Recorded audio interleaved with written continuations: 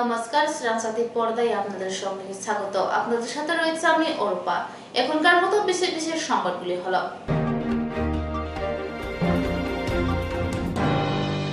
2024 লোকসভা নির্বাচনকে সামনে রেখে দিল্লিতে অনুষ্ঠিত হতে চলছে ভারতীয় জনতা পার্টির জাতীয় কনভেনশন।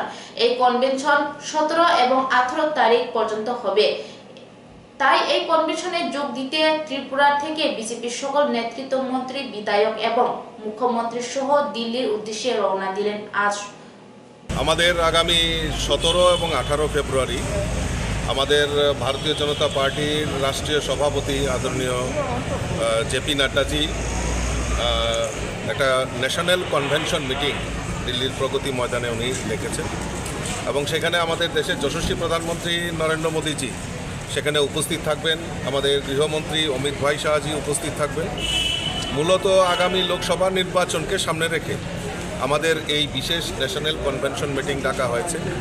সেখানে আদরণীয় প্রধানমন্ত্রীর মার্গদর্শনে আমাদের সারা ভারতবর্ষ থেকে যারা প্রতিনিধিরা সেখানে অংশগ্রহণ করবেন, সমস্ত স্তরের কার্যকর্তারা, বিশেষ করে সমস্ত প্রদেশের ভারতীয় জনতা পার্টির নেতৃত্বে যেখানে সরকার চলছে সেখানকার মন্ত্রী থেকে শুরু করে মুখ্যমন্ত্রী থেকে শুরু করে সবাই সেখানে উপস্থিত থাকবেন এবং আগামী লোকসভা নির্বাচনের যে বিগল সেখান থেকে বাজানো হবে। আর আমাদের যে লক্ষ্য, আমাদের গ্যারান্টি, আমাদের দেশের যশস্বী প্রধানমন্ত্রীর যে গ্যারান্টি, আমাদের আগামী লোকসভা নির্বাচনে ফিরছে একবার মোদী সরকার, এই স্লোগানকে সামনে রেখে আমাদের এই কনভেনশন হবে এবং আগামী এই তাদের মার্গদর্শনেই আগামী যে লোকসভা নির্বাচন সেই নির্বাচনে আমরা সবাই ঝাঁপিয়ে পড়ব এবং আমাদের যে সংকল্প মোদিজিকে আবারও দেশের প্রধানমন্ত্রী বানানো, সেই সংকল্প নিয়ে কাজ করব।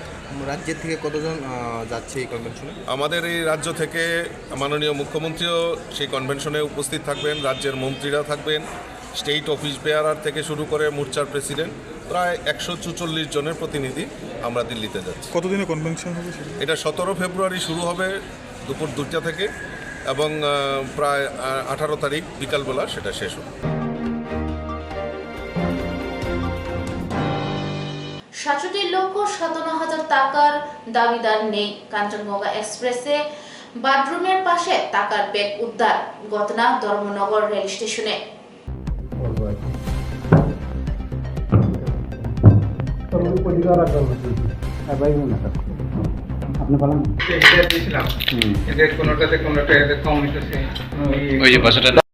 টাকাটা ধরা ছিল কাঞ্চনের থেকে, কাঞ্চন এক্সপ্রেস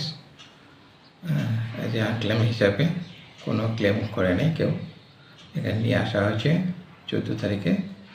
তারপরে লিগাল প্রসিজার সিজার লিস্ট আর কি তখন বানানো হয়েছে।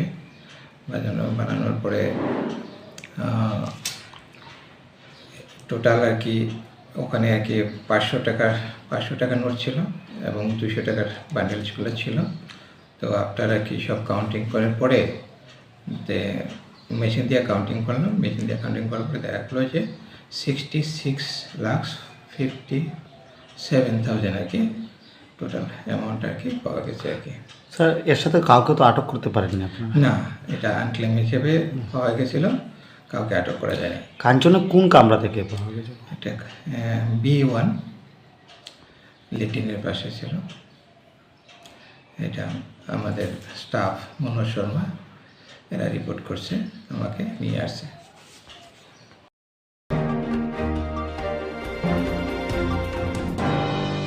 বীরচন্দ্র স্টেট সেন্ট্রাল লাইব্রেরি ও রাজা রামমোহন রায় লাইব্রেরি ফাউন্ডেশনের জোট উদ্যোগে দুদিনব্যাপী আন্তর্জাতিক সেমিনারে উদ্বোধন হলো শুক্রবার। রাজা রামমোহন রায় ভারতীয় রেনেসাঁর জনক শীর্ষক এই সেমিনারে আয়োজন করা হয় রাজধানী আগরতলা প্রজ্ঞা ভবনে। আন্তর্জাতিক মানের এই সেমিনারে বাংলাদেশ থেকে আগত বক্তারা বক্তব্য রাখেন। সেমিনারে উদ্বোধক হিসেবে উপস্থিত ছিলেন মুখ্যমন্ত্রী প্রফেসর ডক্টর মানিক সাহা সহ অন্যান্যরা। রাজা রামমোহন রায়ের কথা আমরা বলছি, 250 বছর ওনার জন্মদিন আমরা পালন করেছি। তার অঙ্গ হিসাবে এখানে আপনারা যারা 16 এবং 17 তারিখ সেমিনার ওনারা আয়োজন করেছেন, সত্যি আপনাদেরকে ধন্যবাদ দেব। ভারতবর্ষ হচ্ছে রিচ কালচারের জায়গা। ভারতবর্ষে এত রিচ কালচার, তার যত এডুকেশনের দিক দিয়ে হোক, আমাদের সংস্কৃতি, কৃষ্টি, যাই বলুন, পরম্পরা, সবকিছু কিন্তু রিচ ভারতবর্ষ। একটা সময় ছিল যখন বিদেশ থেকে ভারতবর্ষে আসতো মানুষ পড়াশোনার জন্য, আর এখন আমরা ছেলে মেয়েরা যখন ইউকেতে বা আমেরিকাতে যায় আমরা গর্বের সাথে বলি আমার ছেলে আমার মেয়ে বা বিদেশে থাকে, নিজেদেরকে খুব গর্ববোধ করি। কিন্তু ভারতবর্ষে কিন্তু এরকমটা ছিল না, মানুষ বাইরে থেকে আসতো। সনাতন ধর্ম থেকে আরম্ভ করে মানুষের সম্পর্কে, মানুষের ভাবনা চিন্তা, মানুষ কোন দিকে যাবে, কোন পথে চললে যে দেশ এবং সারা বিশ্বকে পরিচালন ক্ষেত্রে সুবিধা হবে, সেই শিক্ষা কিন্তু দিত। এখন কিন্তু তার এই পাশ্চাত্য শিক্ষায় আমরা কিন্তু অনেকটা ম্লান হয়ে গেছে। মাননীয় প্রধানমন্ত্রীজি যখন উনি দায়িত্বভার নিলেন, তারপরে দেখলাম যে আস্তে আস্তে করে ভারতবর্ষকে একটা উচ্চ মাত্রায় উনি নিয়ে গেছেন। G20-তে আমরা দেখেছি যে সমস্ত বিদেশের সমস্ত যারা বিভিন্ন দেশ থেকে এসছেন, আমি নিজেও ওখানে গিয়েছিলাম, আমার একটা ওখানে ইনভাইটেশন ছিল, নিজে দেখেছি আমি মাননীয় প্রধানমন্ত্রীজিকে ওনারা যেভাবে সম্মান ওনারা করেছেন সেটা কিন্তু আগে আমরা কখনোই দেখিনি। যে বিদ্যুৎ মানুষের জীবনে আশীর্বাদ, সেই বিদ্যুৎই জীবনে নামিয়ে আনলো অভিশাপ। সর্বশান্ত এক পরিবার বিদ্যুৎ কেড়ে নিল মাথা গুজার ঠাই। কান্নারুর বাড়িতে এই ঘটনায় আতঙ্কের পাশাপাশি চাঞ্চল্য সৃষ্টি হয়েছে জনমনে। বিধ্বংসী অগ্নিকাণ্ডের ঘটনায় পুড়ে ছাই একটি বসতঘর। খবর পেয়ে ছুটে যায় বিলোনিয়া অগ্নি নির্বাপক দপ্তরের একটি ইঞ্জিন। দপ্তরের কর্মীরা আগুন নিয়ন্ত্রণ আনলেও রক্ষা করতে পারেনি বসতঘর।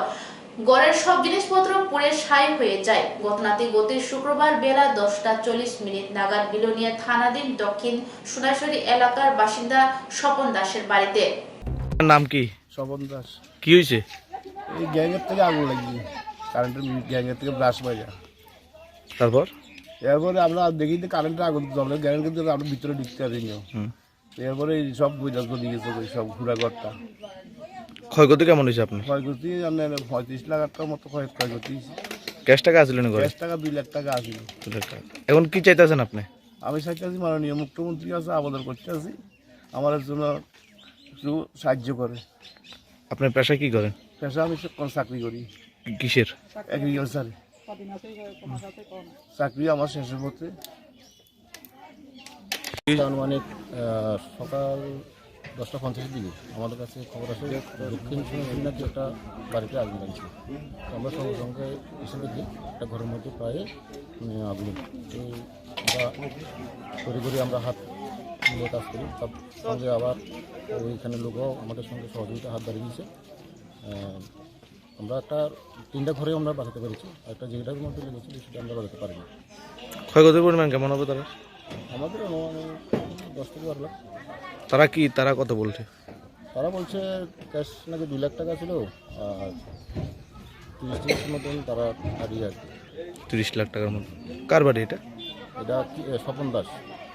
কিসের থেকে আগুন লাগছে? শর্ট সার্কিট থেকে মনে হয়।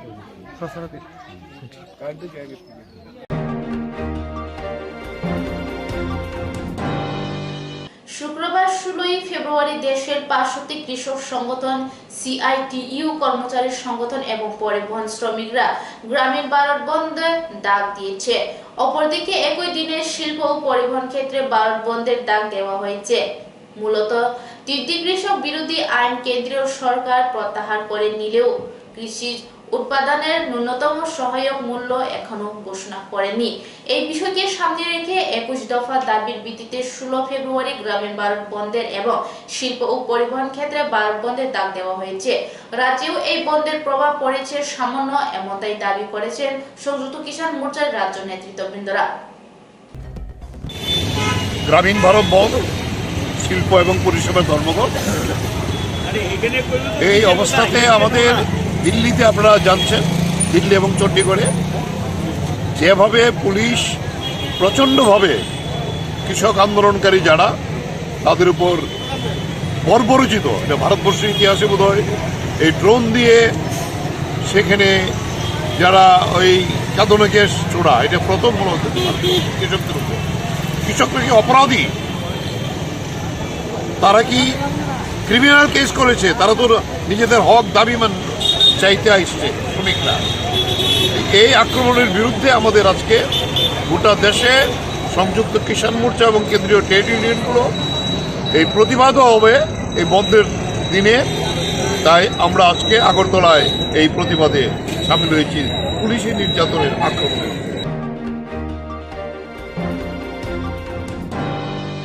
প্রধানমন্ত্রী নরেন্দ্র মোদীর কথা এবং কাজের মধ্যে কোনো মিল নেই। প্রধানমন্ত্রী হিসেবে দায়িত্ব গ্রহণের আগে নির্বাচনে দেশবাসীকে যে প্রতিশ্রুতি দিয়েছিলেন তার কিছুই পূরণ করেননি মোদী। এই অভিযোগ করেন ত্রিপুরা প্রদেশ কংগ্রেসের মুখপাত্র প্রবীর চক্রবর্তী।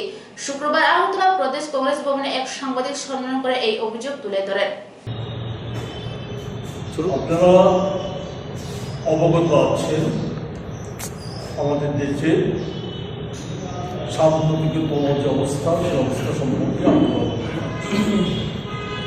আমি যে কথাটা বলতে চাই, প্রথম কথা হচ্ছে আমাদের দেশের প্রধানমন্ত্রী উনি নিজেই বলেন যে ওনার গ্যারান্টি, ওনার কথার গ্যারান্টি যে আমরা কি দেখছি বাস্তব কি হলো। বাস্তব হচ্ছে বিশেষ করে 14 সাল থেকে মোদিজি যা বলে আসছেন, গ্যারান্টির কথা বলে যা বলে আসছে, তা বলা যায় এই সময়ের মধ্যে অধিকাংশ তার খেলাপ করেছে, কথার খেলাপ করেছে। এখনকার মতো সংবাদ এখনই শেষ হলো। পরবর্তী সংবাদের জন্য চোখ রাখুন শ্রাবজাতিক পর্দায়।